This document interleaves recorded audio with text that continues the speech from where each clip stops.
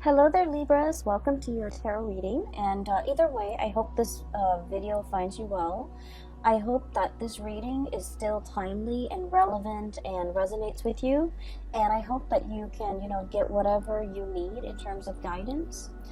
And that I hope this video finds you in a good space, okay? I feel like everything that is pulled, all the cards that are shown up here in the spread, really denotes to me a relationship reading, okay? And for those of you who have been watching me for the past, couple of years, I don't do exclusive love relationship readings, but I do feel that this is coming out as such, okay?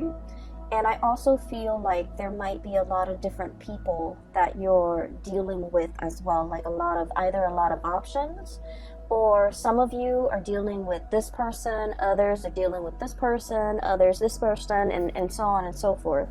So the reading seems to be like this, okay? The center is you, and then you have like these 4 other people that you're dealing with. That's what it feels like to me. So I'm going to relay some messages or images that came through when I was shuffling, and then we'll unpack these messages and see how it plays out in the cards, okay? So you've got some, I want to say vivid, very vivid images that came through. First of all, the first image that I saw is, I see this man. He's probably like around 45 to 50 years old. He's wearing like a flannel shirt, okay? And he's wearing a coat, a very practical earth tone coat, and denim jeans and a pair of work boots. He's in his driveway, and he's shoveling snow. So he's shoveling snow, and it's it's not fun work. It's heavy duty labor, but there's a lot of snow piled up in front of his truck, and he's trying to take his truck somewhere. So he's shoveling snow, and it seems like he's been at it for like 20 minutes. His face is a little bit red from the cold. His nose is like, starting to run, and it's also like turning red from breathing in the cold air. He finally succeeds, and then he stands up and he kind of leans his weight on his shovel, and he's feeling a little bit of pain shooting down his legs, okay? And I feel like this might be the right side, like the right leg, around the hip area. So I'm thinking something similar to like sciatica, or just something like I don't feel like it's a pulled muscle. I feel like it's a pre-existing spot, okay? So then he puts away the shovel. He's finally able to clear the driveway so that he can move his truck. He gets into his truck, and then he drives to this little diner. So through this, I guess, like moving picture, I feel like he's just going through the motions, okay? Going through the motions. It's cold, it's snowing, and he's just, trying to get someplace warm. He goes to this diner where he goes every day to have his breakfast. And so he sits down at I guess it's kind of like the counter. This is not a bar, so it's kind of like the counter. And he gets his coffee, he gets his, eggs and whatever. Eggs and bacon and whatever, like a hard, sturdy man like him would get for breakfast, and straight black coffee. And there's a woman behind the counter. So it seems as if he goes to this diner a lot because the woman's there, inadvertently, because she makes good coffee, because she's also quite attractive. And I also feel like she's significantly younger than him, okay? By significantly younger, I would say 10 years or more younger than this man, okay? She's pretty, and she's young, and she's really just bubbly, and she's like everything that you could hope for, when you have a gray day and she's serving you food, okay? So she's behind the counter, and she's just like, I saw you kind of limping when you walked up in here. What's going on? And then he touches the side of his hips, like on the right side. He's all like, oh, it's a pre-existing condition. Okay, so that's what he says. And then I kind of hear his thoughts where he's thinking like the cold triggers it, or it's every time around this, every year around this time, it bothers me. So he's thinking that. He doesn't tell her, but he's thinking that. She serves him his food, and he's looking at her, kind of like doing her thing behind the counter. And I feel like he's thinking as well to himself that, you know, if I were younger, I would love to have a woman like that by my side. Okay? He's not thinking anything inappropriate. He's just thinking that she's a very lovely lady. She's pretty, she's nice, she's kind, and she seems very observant. So he's thinking that, but he doesn't let his feelings show. So this is a man who's got a very, very rough exterior. He's probably like a blue collar, you know, day laborer. Not that there's anything wrong with that. I just feel like, you know, he's somebody that fixes things. He's somebody that uses his hands and uses a lot of force with his job, right? So you don't see the tenderness or the softness in him, but his thoughts are very soft and tender. You don't see it on the exterior of this man, but I feel like, you know, he's got a good heart, okay? He's an honest, hardworking, good man. And the scene cuts out. So, what I was seeing here is, I feel like for some of you, you might be the waitress or the hostess or the person working behind the counter. Okay? You might be in a position where a lot of people that you normally might not consider your type are kind of secretly admiring you from afar. And this kind of harkens back to the Aries reading that I did, where Aries, they have a lot of admirers and a lot of suitors, but the suitors are kind of looking at Aries like they want to have a screaming good time with Aries. But I feel like your admirers are thinking like you're a really good person, you're a really good man, or you're a really good woman, and they wish they could find a really good man or a really good woman like you. They see the gentle way in which you deal with people. They see the friendly way and the ease in which you have conversations with others. They see the ease in which you're able to smile and make people feel at ease. And I feel that it's really comforting for, it's just like, you know, they're naturally very drawn to you. And what's really interesting is with Aries, and the reason I mention Aries, excuse me for those who are not familiar, Aries is your opposite sign, it's your shadow sign, okay? So the energy playing out for Aries in their love sector is also very similar to you. But with Aries, because they're a fire sign, they attract very fiery types of personality as well, where their admirers declare, you know, verbally declare their love to them.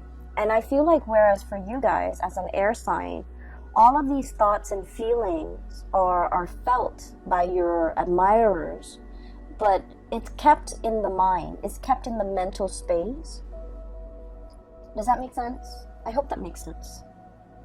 And I just feel like if you find yourself in a situation where somebody keeps crossing paths with you, I don't think it's an accident. I think that they're purposely, either purposely or subconsciously, very drawn to you, and they want to be in your presence and they want to be around you. So it's not just, you know, serendipity or like, oh, coincidence. You're here. You know, I saw you the other day over there and now you're here. What are the odds? They're not stalking you or creepily invading your space. I don't feel that. I don't feel any creepiness or any stalkerish vibe. I feel like subconsciously they're very drawn to your warmth. And funnily enough, I did the reading for Aquarius and Gemini, and in one of those readings, your fellow air signs, I mentioned that somebody was very drawn to your warmth. So for whatever reason, you know, air signs are not typically like considered warm. No offense, we're not considered warm. We're considered friendly and easy, and you know, easy to talk to, but not super warm the way that a water sign would be. But for some reason, I mentioned, I think it was the Aquarius reading, that people find them very warm. So there's something happening in the month of December. It's bringing out your caring, nurturing, warm side, and it's making it very visible. But I digress. Either way, I'm going back to this image, and there's another message that came through, so let me relay that before I forget. This man is a habitual, like, patron of this diner, okay? So he might have started going there before the waitress or the hostess works there. Or he might have started going, so I don't know the ins and outs of that. But I just feel like he props himself right by the counter under the guise of, you know, it being convenient because he's there by himself. But because he enjoys chatting with and looking at this woman. And so I feel like, you know, it's not a coincidence. If you keep seeing somebody mulling around or in your vicinity, or like you constantly run into them, I feel that they're energetically thinking about you and drawn to you and admiring you. And I also feel like they're definitely interested, but the way in which they show their affection, they might be a little bit rough around the edges. They might not feel like they're good enough for you, or they might not feel like they're your type, okay? They might not feel like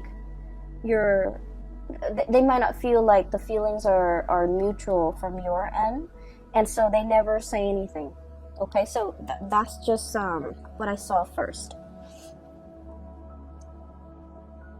So for those who are single, you know, give people a chance, because I'm seeing here there might be a really good man or a very good woman in your environment that would be a very suitable relationship partner for you.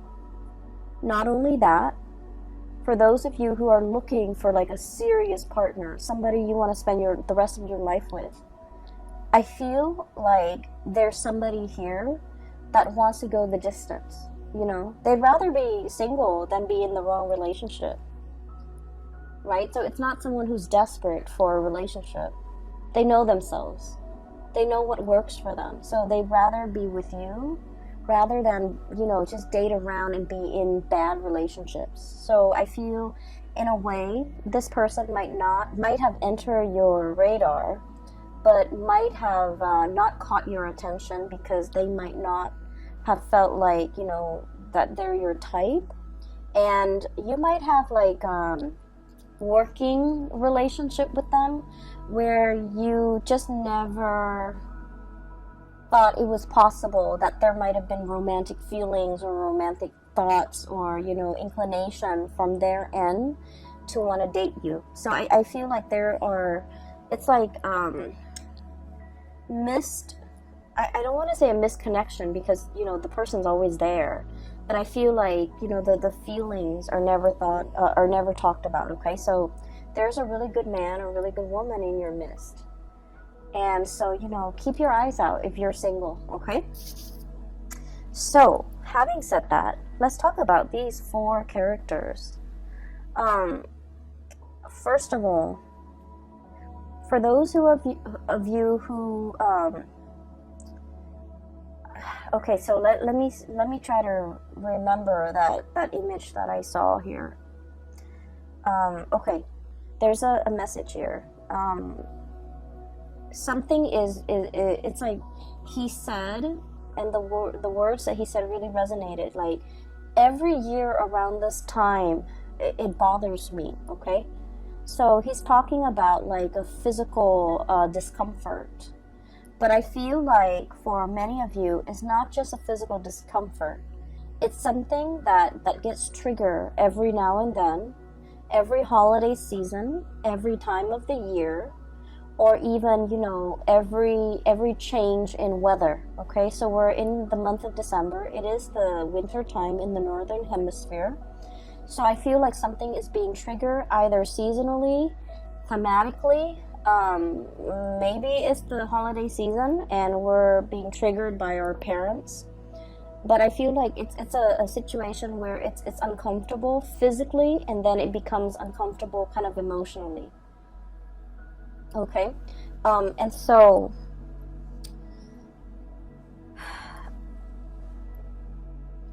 I do feel like there might be a lot of squabbling between you and a significant other over something that gets triggered every year around this time. For some of you, this could have to do with, the blending of the family, co-parenting. Do we send the kids to this place or do we send the kids to the other place? If you're in like blended family, that also becomes a source of contention. Do I take my kids or do my ex get to keep the kids for these major holidays? Do I spend, time with my new wife, my new husband and their kids? Or do I spend my holidays with my ex and my child with the ex? So it's like complicated, okay? Things are complicated. And so I feel like something is recurring. And then I also feel for many of you, the message that I'm getting here is just because there is conflict amongst people, it doesn't mean that the love is not there. Does that make sense? I hope that makes sense to you, because that's what chose to come out. So that's what like just kind of oozed out. So I feel like it's kind of telling you, if you're dealing with somebody and every single time you talk about this one topic, it triggers conflict, it triggers like disagreement, it triggers lack of consensus, it just triggers like really raw emotions within you and then within that other person. And just because it does that, it doesn't mean that there is zero compatibility. It's just you feel really strongly about this topic, they feel really strongly about this topic. This might just be a hot trigger topic for you and this person. It doesn't mean that it's the end of the world, and it doesn't mean that, you guys are doomed. Okay? It doesn't indicate to me that this is a sign, this is not the person for you to be with. That's not what it's saying. It's saying that even the best relationships, go through periods of abundance and drought. Even the best, healthiest relationship involves quarrels, involves disagreement. And actually, a dose of disagreement strengthens a relationship, okay? So once again, I'm going to give that analogy with the tree. I don't describe it very well, but I'm just going to try. So when you have a tree, okay, the tree has to deal with inclement weather. It has to grow in a place where there's a lot of wind, where there's a lot of rain, where there's a lot of just, it has to be exposed to the elements for the trunks to become stronger, for the tree to learn to grow straight. And so adversity is the stuff of life, okay? It fortifies us, it makes us stronger. So arguments within the relationship serve the same purpose in that it strengthens the relationship. It allows you to stand your ground, and it allows the other person to stand theirs. It allows the two of you to learn to compromise, to learn to work around each other. It strengthens the relationship. So every relationship requires a healthy dose of arguments, disagreements. Okay? And the reason why I say this is we have the Five of Swords, which is bickering. So you see this card, there are 3 chickens, and it's clucking. You know how when the chickens just cluck? It's very irritating, it's very annoying. And at the end of the day, it's just clucks, just noise. No one is really hearing one another. But it's joined up here with the Two of Cups. And this is a reminder for us this holiday season when we're dealing with like a lot of people, when we're dealing with coworkers, office parties, family gatherings, meeting everybody from, friends and relatives and who they're dating, keeping everybody's uncles' names and aunts' names straight. We're in this environment where we're not gonna get along. And I keep hearing this as well. The topics of politics and religion will come up. And, it's such a hot trigger topic nowadays. So we're not always going to get along. But we don't have to get along. With this Two of Cups here, it's a gentle reminder for us that, we're not human unless we have strong opinions about things, right? Unless we can think for ourselves, and unless we know what we believe in and what we don't believe in, what is total rubbish. And so it's really telling you to pick your battles, because the Five of Swords is mindless bickering, whereas the Two of Cups is about camaraderie. It's about calmness and tranquility and compatibility. So pick your battles, but at the same time, a healthy dose of conflict, if we don't take it personally, is very good for fostering solid, strong relationships.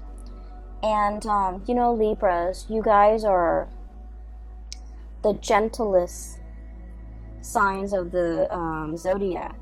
I feel like you guys and Cancers are very gentle, are very kind, loving people. You're also very conflict avoidant. You will stand up for the things that you believe in, but you don't want to argue with somebody, especially if they're not very knowledgeable. You don't want to waste your time. And then you also don't like it when other people argue, okay? It ruins your vibe. It ruins the ambiance, and it makes you uncomfortable. And so I would say, being around this environment might not be all that bad, because I feel that some things need to be addressed. Some things need to be kind of brought to the surface and talked about, so that we can fortify our relationships, okay? It's sort of like with family members. It's a love-hate relationship, right? We get, you can't live with them, can't live without them.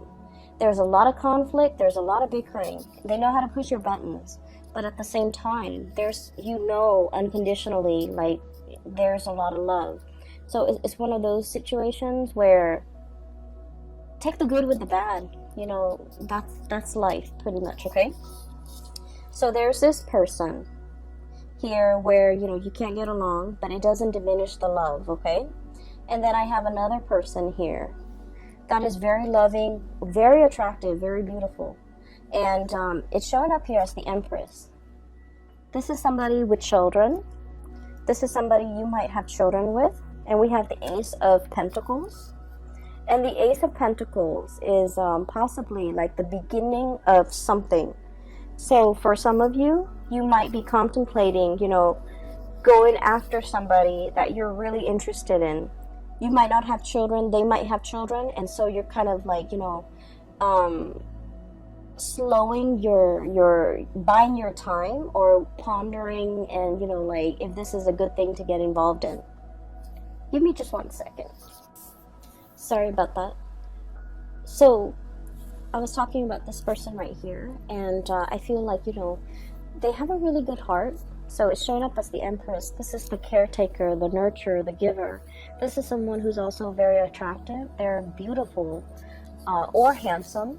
They take good care of themselves, not in a vain, way, but they're very presentable, okay? And I also feel like they're very good with animals. They're very good with children. When people are good to animals and are good to children, they're just a good person, okay? So I feel like you and this person might be on the verge of either tying the knot, taking a relationship, somebody asking somebody, approaching someone to ask. They could be approaching you, you could be approaching them for hey, do you want to go out for dinner? I'm interested in you. So there's some type of an offer coming through with this person here. And then I also feel like, you might be single without children. They might have children. You might have children. They might be single without kids. There is definitely an age difference, okay?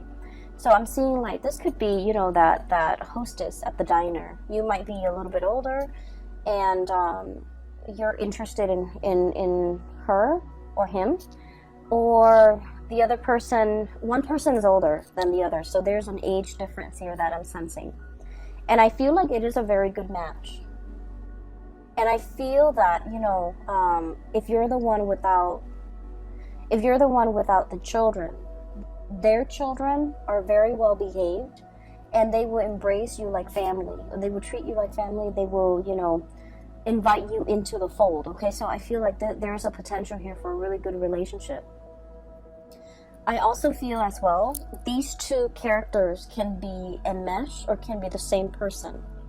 But just because there are occasional conflicts, and just because you can't get over this one thing, it doesn't diminish the love in this situation in any way. All right? I feel like some of you are thinking about, you know, traveling, spending like a large amount of money traveling as a unit, traveling as a family.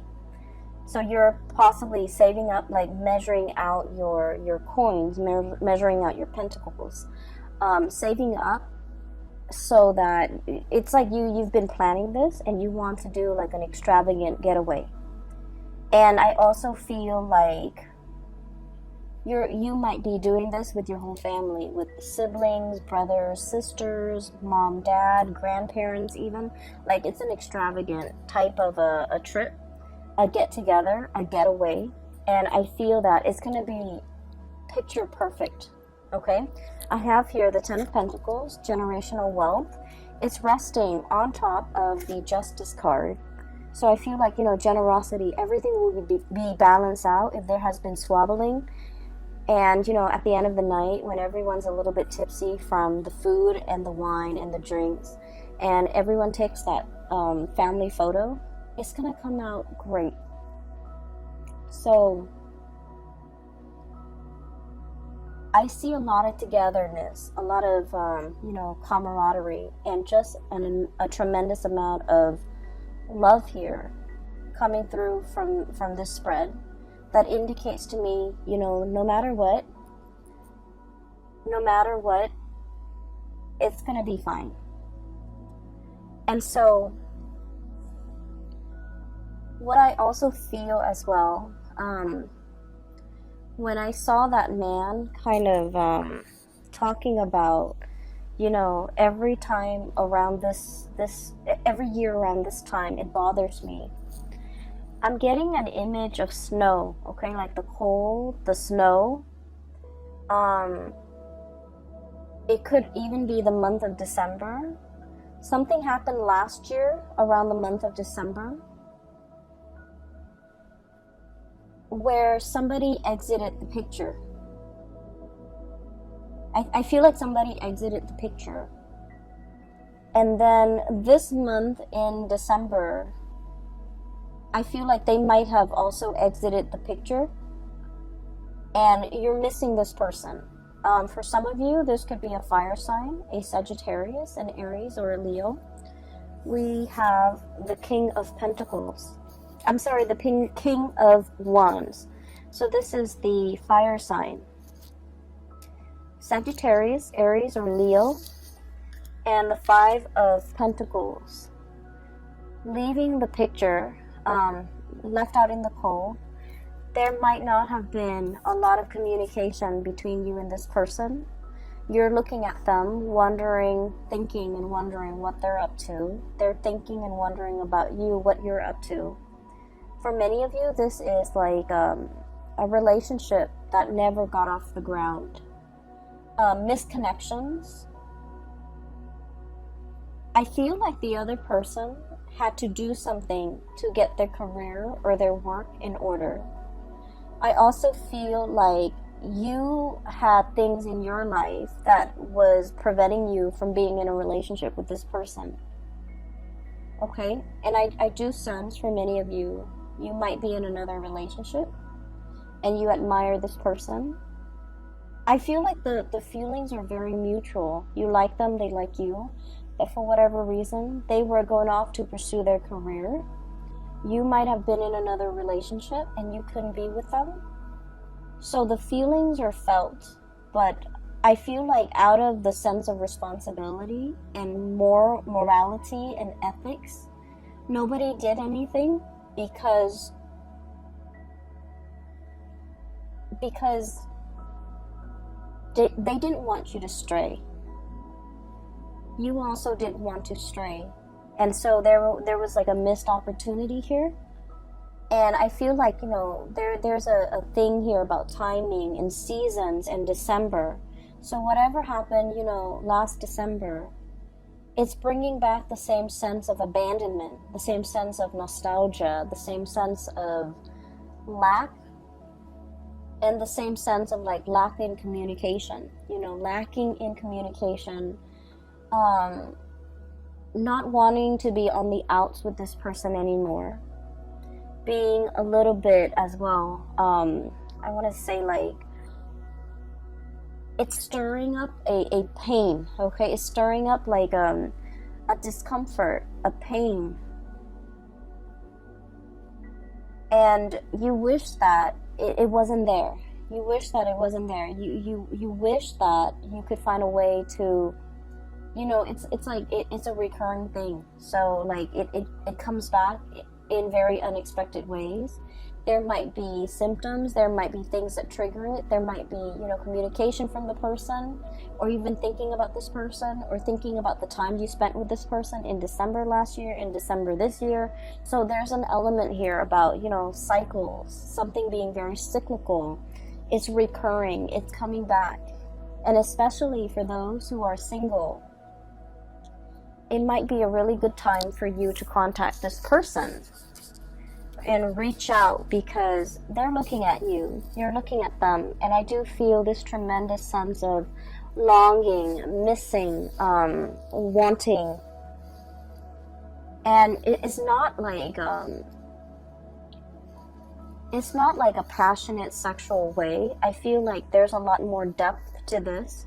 It's an emotional connection, okay, where like in their presence you feel whole. You feel like you're on top of the world.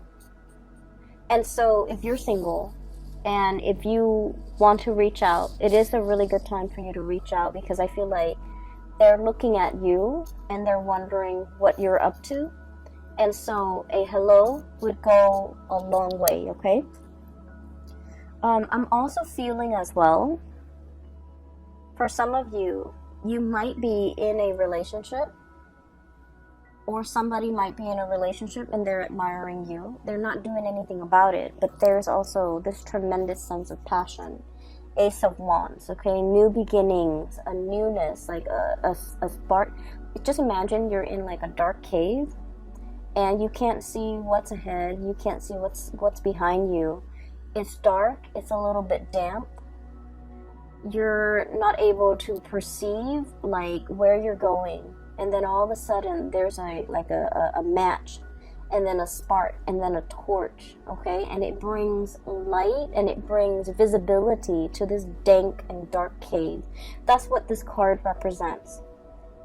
It's like, I once was lost and now I can find my way. Now I can see.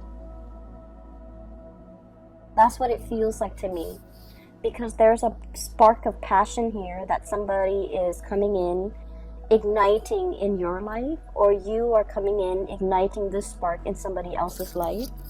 And once we have been ignited, you know, matches are like single use, right? So it denotes to me this is like a once in a lifetime, or this is like something that is very extraordinary, something that is very unique, something that comes once in a lifetime, something that brings us, you know, into a new sense of being. And so I feel like the presence that you have in somebody's life, whether or not you are aware of it, it is very transformative. And keep in mind, it is single use. So it's like they can't find another one like you. You can't find another one like them. And without this person's presence in the picture, life is just not the same. And so if you're dealing with this energy and you're not really sure what you should do, I would say, you know, the month of December is about closure. It's the last month of the year, And so it's a really good time for us to tie up loose ends. It's a really good time for us to kind of like, so it's like you're hitting the end, right? So you can't really procrastinate anymore. So it would benefit everybody, I feel. Wrap up loose ends, say what needs to be said. Don't carry the energy into the next year. Don't carry the regrets. Don't carry the, I wish I could have reached out. I wish, we could have been communicating. I wish I could spend the holidays with this person. I wish I could see this person. We don't want any of that lingering into the new year, the 2020 time frame. So there's a lot of opportunities here, and there's just like undercurrent. There are a lot of different stories that are coming through. And the undercurrent is constantly, there's a lot of emotions, there's a lot of love, there's a lot of reciprocity here with this major arcana, the Justice card.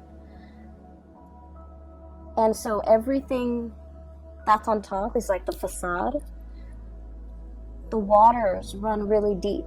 The spiritual connection, the emotional connection, the love, the consideration, the kindness that emanates from the other person to you and you to them, vice versa.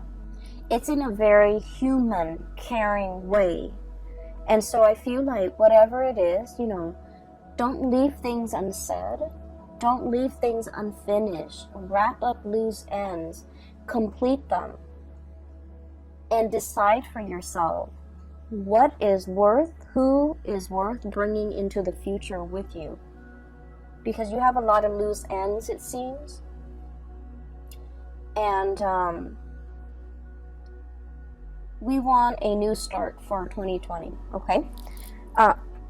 So the last card that I want to look at here is the Queen of Pentacles. And I mentioned before, I feel like some of you might be in a relationship and you're like physically very attracted to another person outside the relationship.